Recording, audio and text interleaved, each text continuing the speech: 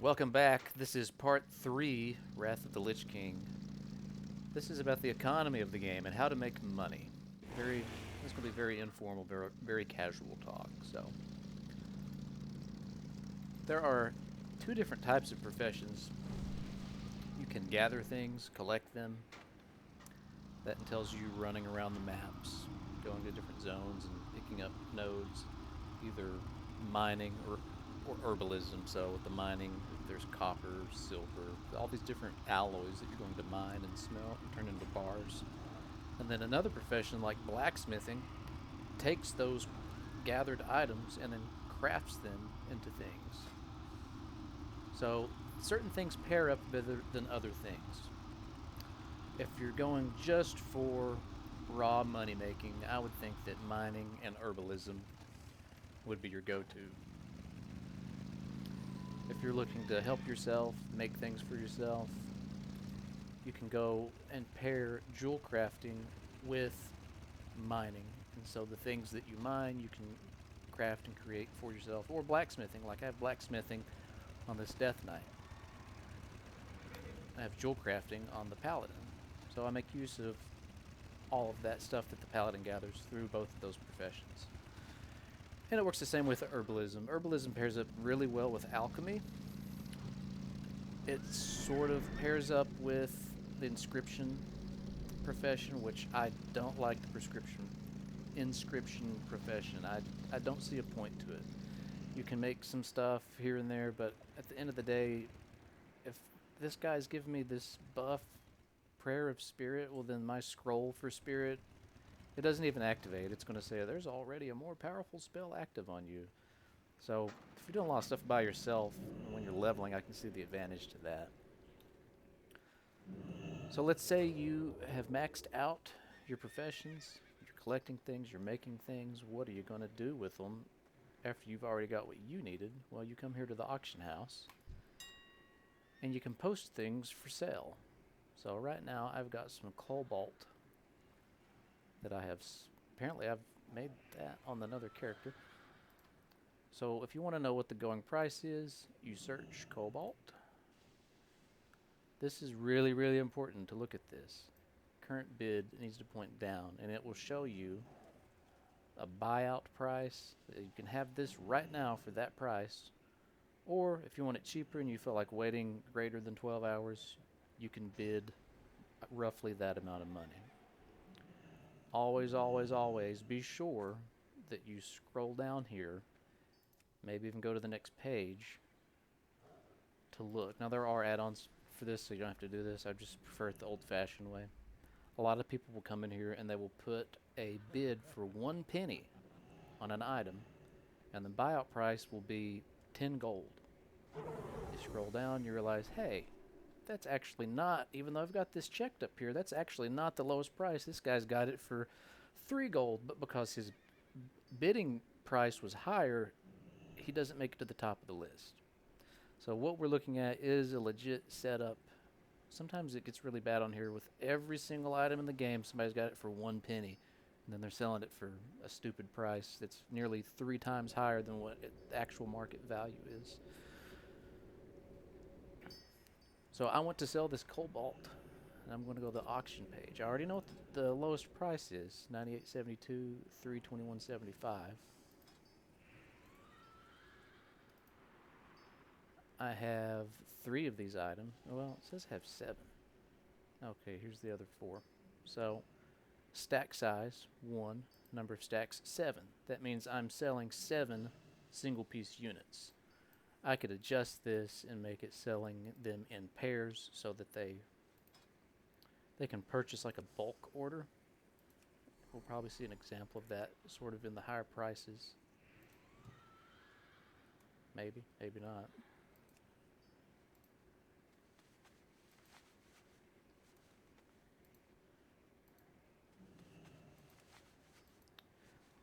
But anyway, you can sell those in bulk stacks. You can sell a stack of 20 at a time if you don't want to do this individual pricing. I like to do the individual ones. I seem to have better luck with it. So this is your price per stack, price per item. Price per item is only really relevant if you're doing that bulk stack.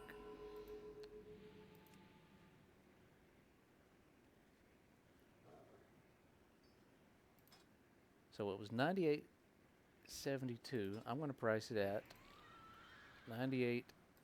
Get this, 71, undercutting him by 1 penny.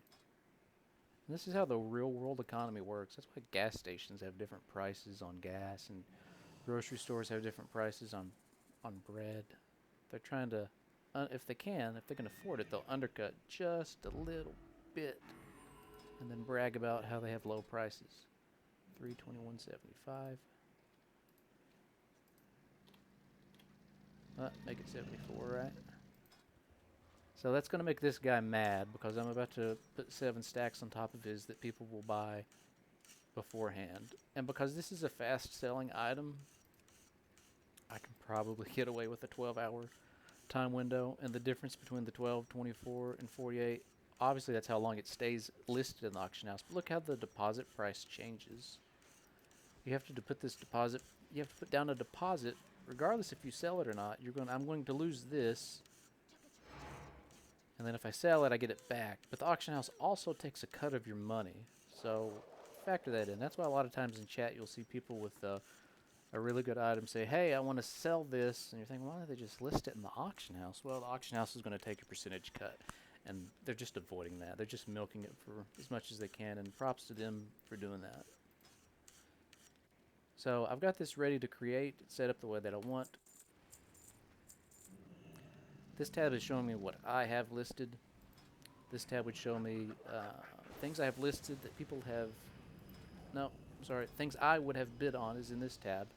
If somebody puts a bid on this, it shows a seller, like a seller name under this section for high bidder. So now when we refresh this page, boop, there's me. I've got this guy bid on prices. And most of the time, people don't look and see... They don't look at the name. They don't look at time left. They just say, hey, that item, that's the cheapest one. It's at the top. You do the quick check. No, there's nothing for less than that. So that's what they end up buying. So I will sell all of these within that 12-hour slot, no doubt. Now, if you've got a profession like blacksmithing, you can do a quick check. Say, for example, this is the one that I use the most. This is my recommendation, is the Eternal Buckle. You can do a search for that. It's going for... You can have it for 50 gold if you want to wait, but the buyout looks like it's around 117.99 is going to be your lowest. Before I would start farming these materials and making these, I'm going to look at the individual unit prices, because if these items individually will sell more, it sounds crazy. If they sell more than this amount, it's not worth making these. Just sell these individually. Sometimes that happens. Somehow, some way, people will price this item for less than what it would take if you just had all this stuff already. I don't understand it. I guess they have no real effort put into these items, probably. They've... Like, this item's a free drop. They didn't actually go out and buy these items. You can do that. That's a hassle to do. You can go to the auction house and buy all these items, and if this is priced higher, you just use what you just bought and make it. But most people are going to just farm these items because they will have mining, which they'll get the serenite through that, paired with blacksmithing.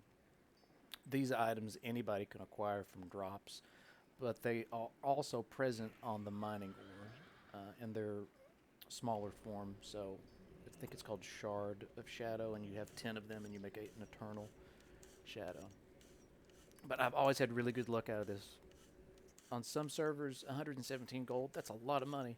On some, it's not. It just depends on your server economy, and your server economy is really determined by the dedication that people have on crafting things. If you've got a bunch of hardcore people, they're going to do what I just did, which is undercut. And then the next guy's going to come in and undercut. And the next guy's going to come in and undercut. There's going to be all these things listed. That forces a price drop. But the real issue is people who have hoarded up money. They've made all kinds of gold. So they don't care so much about the price. They're not lucrative what they're spending. They need a thing, they'll go buy the thing. And because of that, that raises the demand. So that raises the price. these other items that you can make that are gear based, I didn't really have any luck with them, but that depends on the patch. On retail, Wrath of the Lich King 3.0, when that launches, this will be a great item. You can farm this stuff and make these and sell them. This server that I'm on is 3.3.5a, so this isn't a good item anymore. It's only item level 200. That's almost a trash item. But look at the gear score. It's 310. It's in the purple. Everybody wants the gear score item color to be like in the orange and the red before they start to consider it a good item. Who dares summon me? A lot of time you'll get these trash items that you've picked up from dungeons that you don't need, like this right here. I don't need this. It's nowhere near as good as my other piece, so I can sell this because it's bind on a quit. Anything that's close to level 80 and it's a blue item, I do the price check. So 29.32. What happened? 28.31, and then I'll max these out. This is just a faster way to do it. You can undercut by a penny if you want. You don't have to.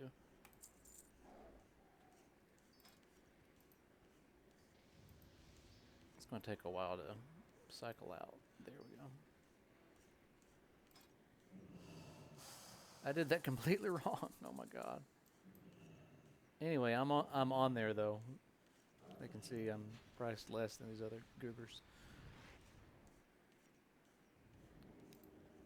So when you get these trash items, this is it's almost universal for me that when I add the item in, whatever preloaded price it has, I'll pretty much leave that alone, and then I'll come over here and I'll type in either 11 or 22.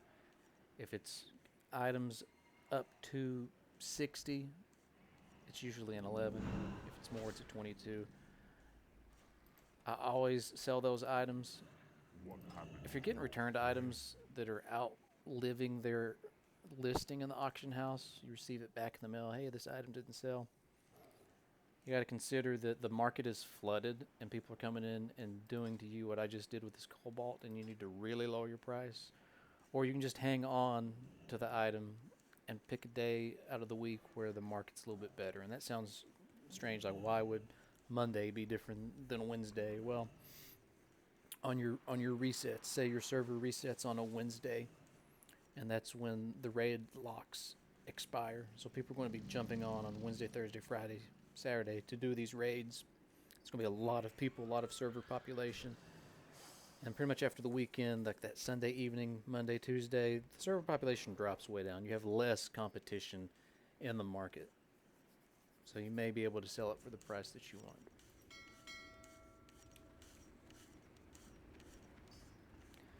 The other professions in the game are sort of a utility thing. You can do fishing, and you can sell the fish for a good price. The other one is first aid, and that's really just for you if you are not capable of healing yourself. Like a rogue, for example, makes really good use out of a first aid kit. He can stun somebody, step away, self-heal with the first aid, and then get that health back up and continue the fight. Cooking is another one that I think is worth getting at least on one character, because you get the well-fed buff, and you can sort of customize which buff you're going to get based on which food you make. So if I'm going to tank, I'm going to use the food buff that gives me extra stamina and strength, like this one here. Extra 40 strength and stamina. There's also one that I like. It's extra 40 dodge rating. It's probably better specifically on a death knight to use the stamina one, because you have a specific spell that heals you based on what your stamina is, so you stack it. There's food for increasing agility, spirit, basically any attribute in the game you can think of. There's a food that's going to increase that for you, that's going to stack on top of all of your other buffs that you have.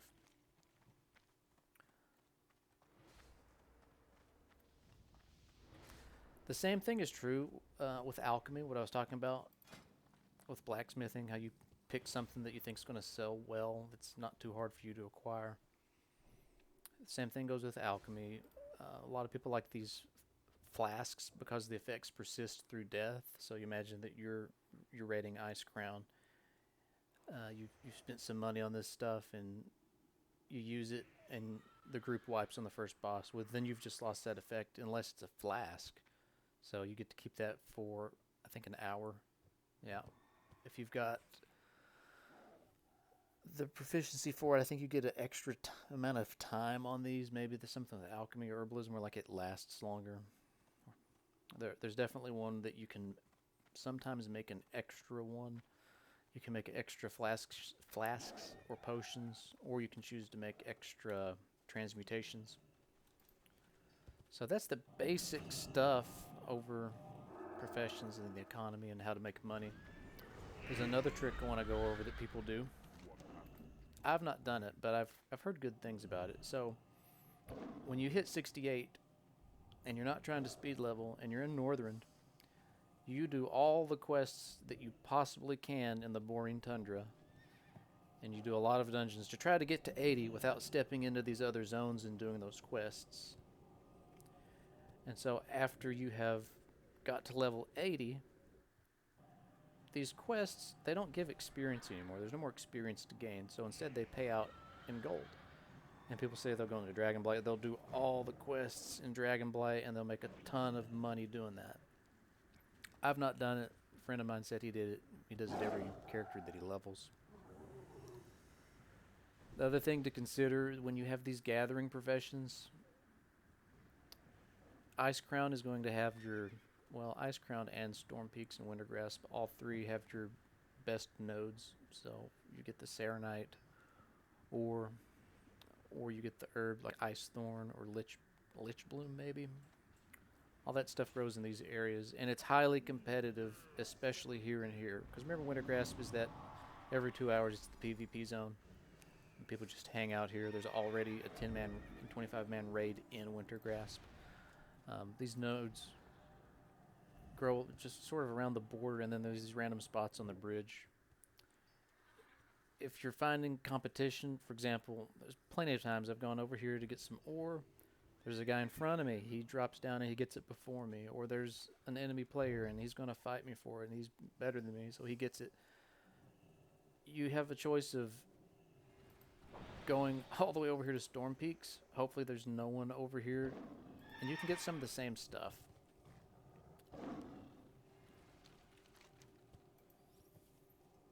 Just change your location.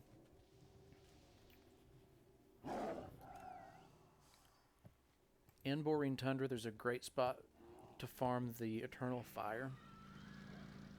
It's over here next to the Horde post. There's these fire ember guys that they roam around, and there's usually people that will camp the site. As soon as they're up, they'll kill them, they'll gather it. For whatever reason, the Eternal Fire sells a lot better in the auction house. It's a much higher price than the other elements. But if you go over here and you kill these NPCs and collect the thing off of them, you can set a timer. I think it's either 7 minutes or 14 minutes. It may be different for each server. But figure out what time it takes them to respawn, and then just go back and farm that over and over. And if you get in a good cycle, you can keep anybody else from coming in here. Because most people that are looking to do this for the day, they'll fly over and be like, oh, they're not there. I guess I'll go do something else. They usually won't stop and just wait. Sometimes people do, but that's not that common.